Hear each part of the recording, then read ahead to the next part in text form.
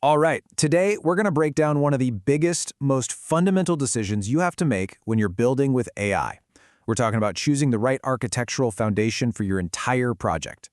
So, picture this. You're kicking off a new AI application. Could be a chatbot, could be a super complex autonomous agent, doesn't matter. Right at the very beginning, you're going to hit a fork in the road. And this choice, it's not just some minor technical detail. No, this decision fundamentally defines what your AI is even capable of doing. It basically sets its entire purpose for existing. And it all boils down to this really simple but powerful question. Do you need your AI to be a knower or a doer? Do you need it to recall huge amounts of information with total precision, or do you need it to actually go out and act on things in the world? Trust me, this distinction is everything.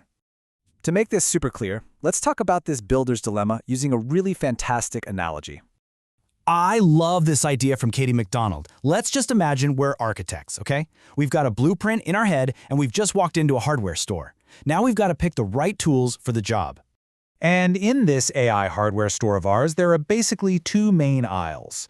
Down one aisle, you've got everything you need for research and, gathering information. Think reference manuals, encyclopedias, all that stuff. And down the other aisle, that's where you find the power tools, the drills, the saws, the things that actually get stuff done.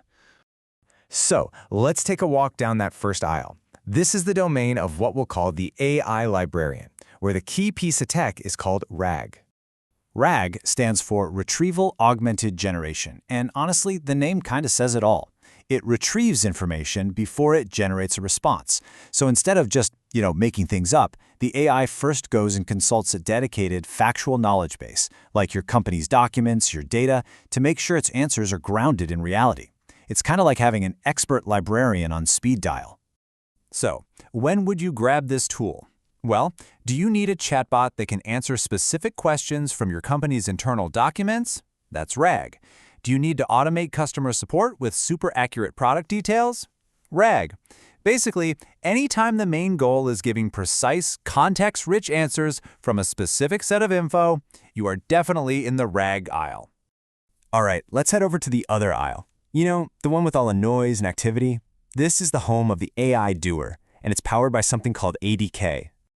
ADK, which stands for Agentic Development Kit, is an architecture that's built for one thing: action.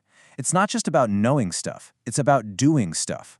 An ADK framework gives an AI the ability to understand a goal, break it down into smaller steps, pick the right digital tools, like an API or some other software, and then execute a plan.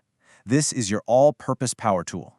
So here's how that works. You give it a goal, maybe something like, book me a flight. The ADK-powered agent first figures out what you want. Then it picks the right tool for the job, let's say a flight booking API. It then executes all the necessary actions, like searching for flights, picking the best one for you, and finally, it completes the task by confirming the booking. It literally turns your words into a finished job.